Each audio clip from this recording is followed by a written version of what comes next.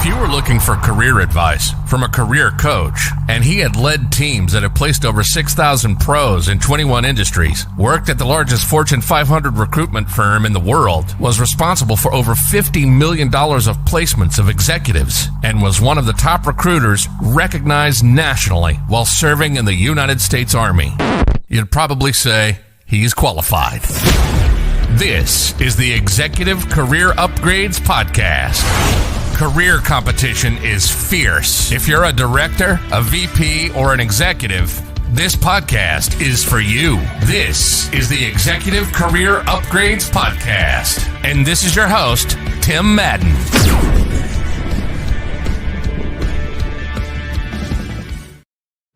All right. Welcome.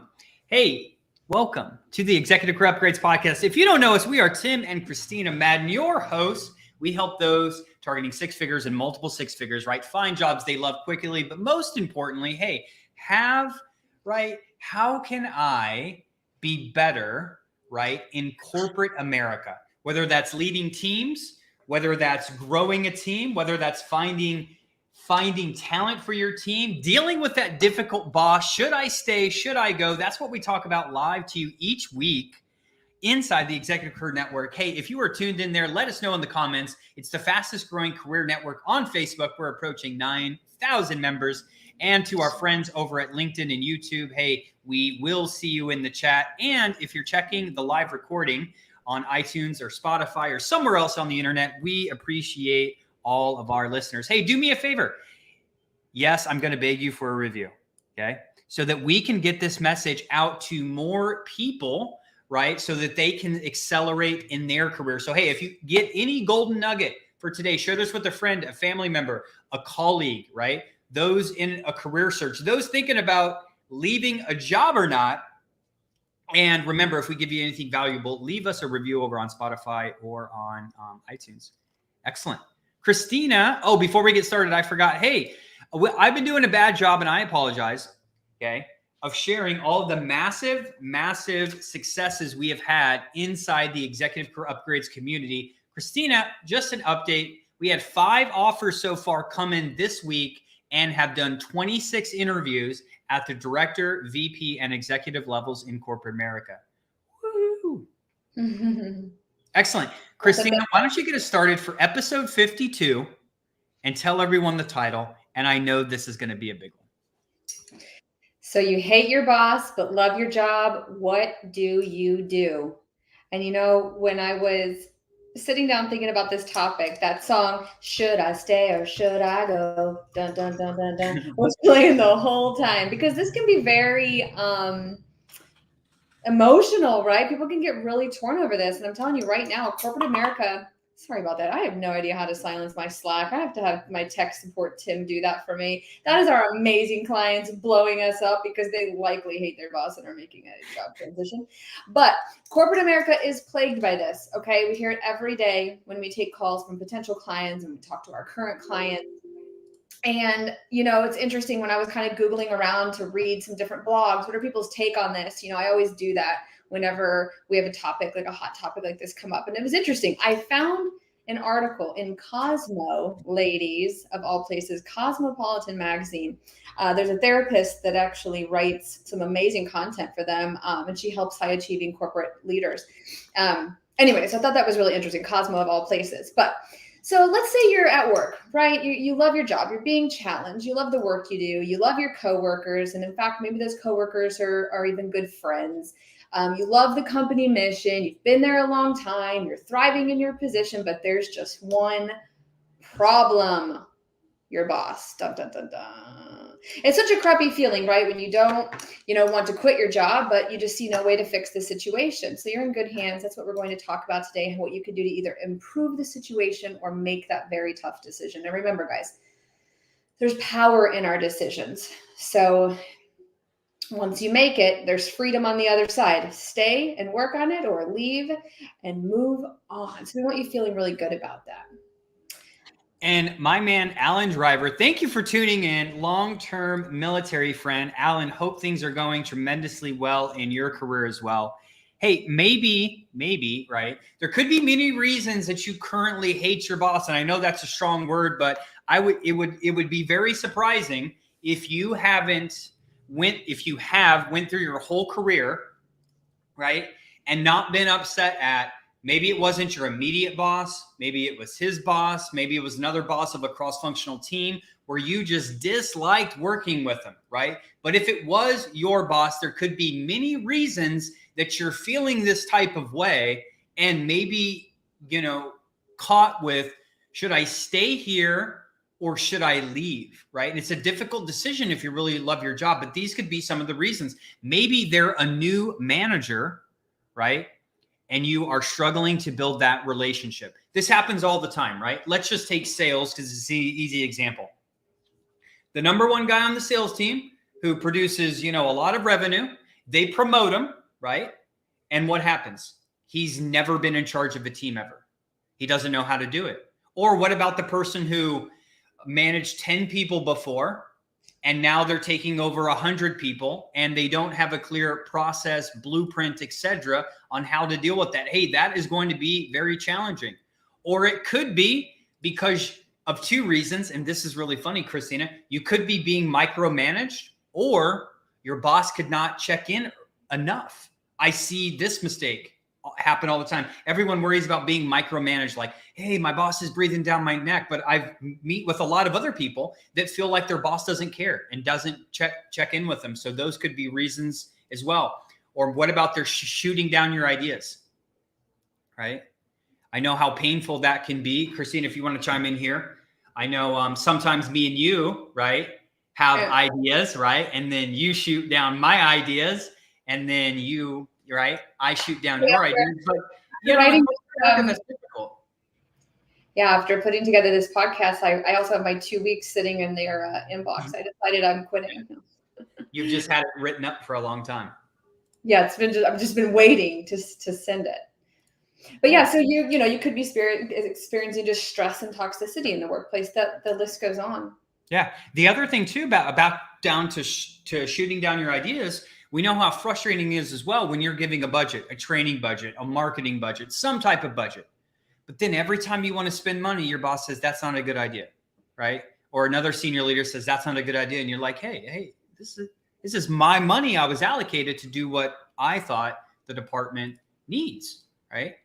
Or, those people who want constant updates, hour update. Hey, is this done? Is this done? Is this done? Is this done? Like, hey, isn't it funny when you have a deadline at work, and let's say the deadline is next Friday, right? Like the deadline's next Friday at 5. Hey, Christina, can you give me an update? It's like, yeah, the update is the deadline is still next Friday, right? And then we know how annoying that can be. Or maybe you feel like they hate you. Or every day you're trying to stay positive, but you still feel miserable. This is like maybe 3% of all of them, of why you could be feeling this type of way. Christina, what do you think is the number one thing? I think the number one thing is usually a breakdown in communication and a lack of trust. I think lack of trust with your leadership ultimately leads to severe unhappiness, because all of this stuff basically falls under lack of trust. And I'm going to get into that in just a second. Yeah. But that's what I think. What do you think? What I think is just a clear understanding of just both people. And I know you could roll communication to that, but we talk about, because our mentors talk about just professional goals and personal goals and where we're going, right? And the problem is, if I don't know what really motivates you, and you don't know what motivates me, and I don't know where we're trying to go, and there's not a clear mission, and there's not this, that is going to create, that little fraction right there is going to be the cause of tremendous problems as we work together. So that's what I think it is. I know some of you have probably heard me tell this story because it happens to, listen, all this stuff that we talk about happening in corporate America, it comes back to these like core things. So you hear us repeat ourselves every week because it's what happens. It's these core foundational things. But Gary Vaynerchuk, VaynerMedia, you know who he is. Well, most of you probably do. His second most senior role at the company to him is a chief heart officer. That's what he titled it. I think that's really cool. And what they're responsible for is what Tim just said, which was understand what's driving people, what's driving the teams. Because if you don't know where you're going, you're not aligned. If there's not alignment equals velocity. Okay. So if you're not aligned, that's where these breakdowns come from. So what Tim said was a list of things that happen when there's no alignment.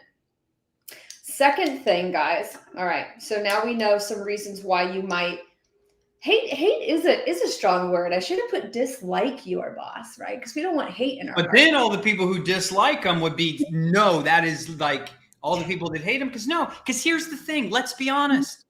You're not going to leave your job because of one little feud with the boss. It's not going to happen. To really leave because of a leader, it's got to be something deep down, right?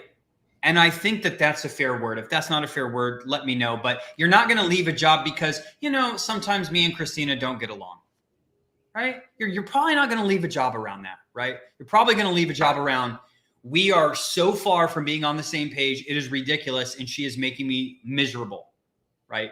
So I do think it's an appropriate word. It's a strong word, but I think it's appropriate. And for all the people that left, right? I would love to hear their thoughts in the comments. Yes. Okay. And so the second part you want to think of. So now you know some reasons why you might hate your boss. You understand that obviously this is, normalize this for sure because it's happening everywhere. Now I want you to put the ball in your court. Okay. That might feel uncomfortable and yucky because you want to blame this other person and you feel so much resentment toward this other person. But now you have to check up on yourself. I have a client that calls it a checkup from the neck up. When they come to my mindset call, I think it's really funny. So listen, if you only take one thing away from this podcast episode or one thing from what I'm about to say is let it be that the fact that your boss's management style has nothing to do with you. Us as humans, it's so easy for our mind to create all this drama and we make everything about us, our abilities, our worth. And when you think about some of the things Tim said, well, shooting down my ideas and they don't like me and they want to figure out, all these updates. Maybe they just don't trust me. You make it so much about yourself that it just gives way too much power to this one person. And we need to learn to sort of how to release that. And so the way, people treat each other is really an extension of their internal world and how they project it onto others. So think about this. And just going back, like Tim's very first example was maybe they are a new manager struggling, or maybe it was somebody who was promoted and never did this job before. So let's just consider from a place of empathy. We all love empathy. We all love transparency, but leading from empathy, we could think about this a few different ways. Maybe they're struggling with their own insecurity and anxiety, right? And maybe they're anxious about being new. Maybe they think this is the best way they can support their team. There could be 1,000 reasons why, right? That this person is leading this way. So if we give ourselves a moment to think about it like that, it immediately releases. So there's the two things, empathy and, untie it from being so closely tied to your self-worth. And it's important to get really solid in knowing that it's not about you and your capabilities in any way. And then it's less likely you feel so lucky or yucky, excuse me. So this is one way to think about it. What has this person been experiencing that they would feel the need to ride my butt about, these projects? What do you think, Tim? It comes from just not understanding people, right? It's not about writing projects. It takes two, okay? So don't think that you're just some magical, perfect person and you just have this boss that just talks. It takes two to have this relationship. And we're going to get into that shortly. But I do think, hey, is it unreasonable to follow up 5 times on a project? Yeah, maybe. Is it super annoying for the person? Yeah, maybe. Is that kind of toxic? Yeah, maybe. But what kind of stress is that person under too? So it's always, right? And unfortunately, we only see one side of it sometimes. So I want to be very conscientious around that as well, right?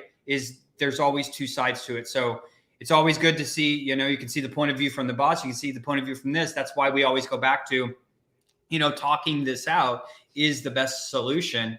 And that really starts with, well, first, before we get there, right? Empathy tends to go out the window when we get angry. Why is this person following up with me 5 times for this project, right? We don't, and we get angry, we get confused, or we get like emotionally charged. So again, let's go back to what's the other person's perspective? Are they a new hire? Are they having problems fitting in? Are they still trying to figure everything out? Do they maybe need a little support? Did they have a bad night? Were they up late with the baby and early? Were they in the ER, right? There's many components, right? So having that empathy around, hey, when things get heated, hey, Christina, hey, right? How is everything going? Because let's be honest, is anyone going to get super irate because of some project? Probably not. It's probably other things that were boiled up, or maybe things in their personal life, right? So I think it's important, Christina, before we go talk about the next topic, is their perspective is important. What are your thoughts on that? Yeah, it goes back to alignment, right? And if you want to be somebody who's bold and somebody who knows how to grow and nurture relationships, it's important to have an open mind and looking to understand people. And then if you think that the other person is not open-minded, then for sure we have to lead with empathy on that part. Yeah. So let's consider starting to get a conversation going before you just up and leave your next organization. I field these calls all the time with clients that we've helped get, massive career breakthroughs. And they call me and say, hey, I just had one today. Okay. We won't go into the details of a CFO and a CEO. Hey, we can't get on the same page. Hey, Christina, and the money and this, and we can't get on the same page. Right. But I literally asked him, have you ever specifically brought up these concerns ever? And he said, no. But guess what this person is doing? Talking to other people on the executive team. Not saying anyone's right or wrong, right? But so let's take a step back and say, when we're having this problem, okay, nothing is going to change unless it's addressed. And now let's get that emotional charge down a little bit. Okay. This may feel hard at first, but here's some pointers. Okay.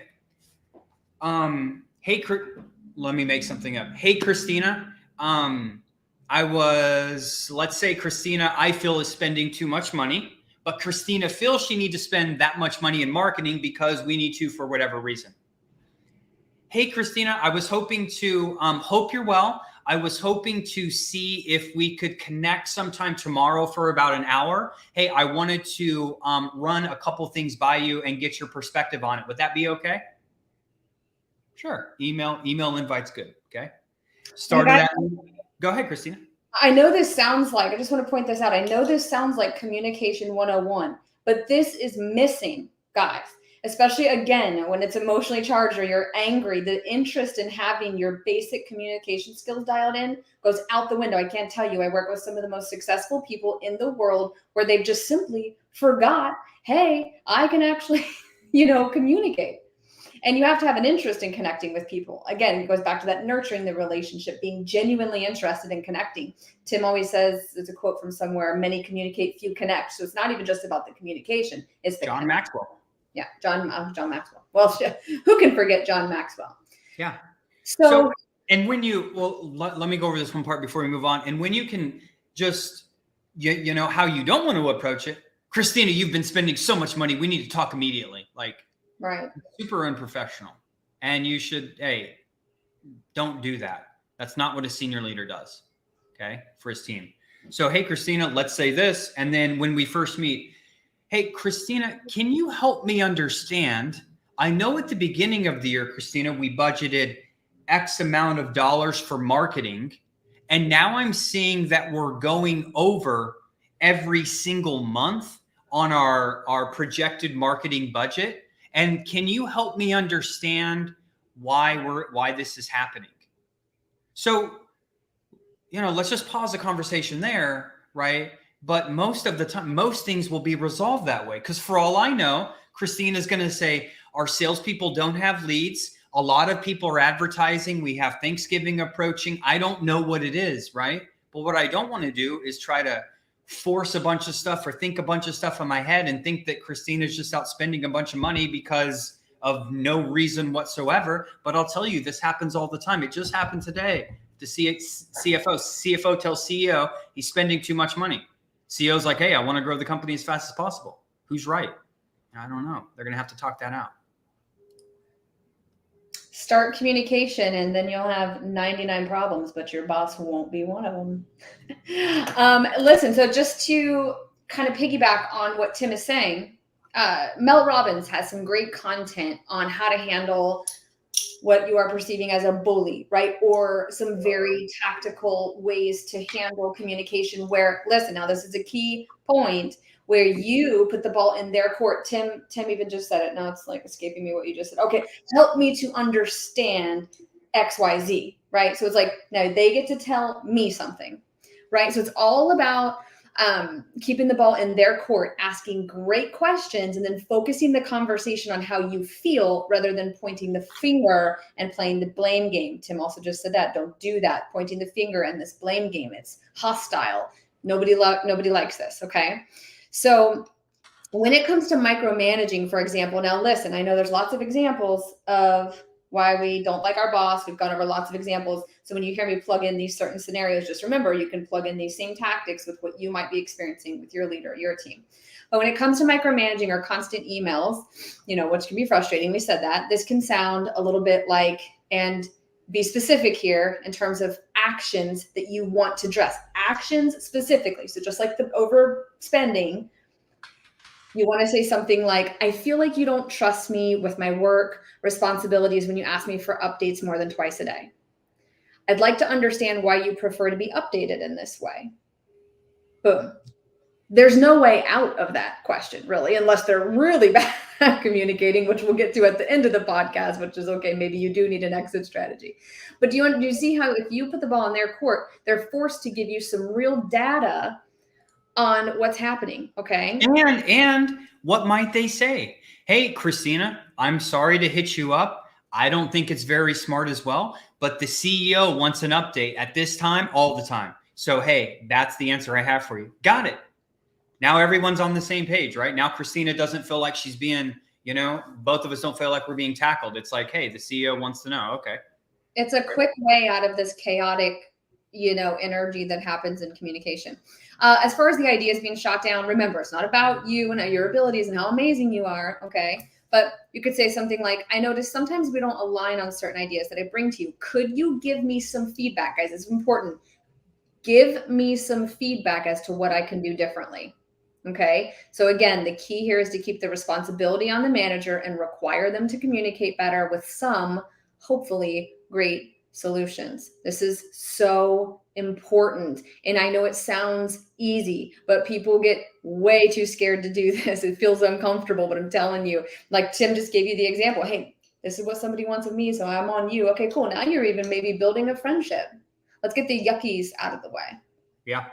And, if you don't get the responses you're hoping for, that's okay.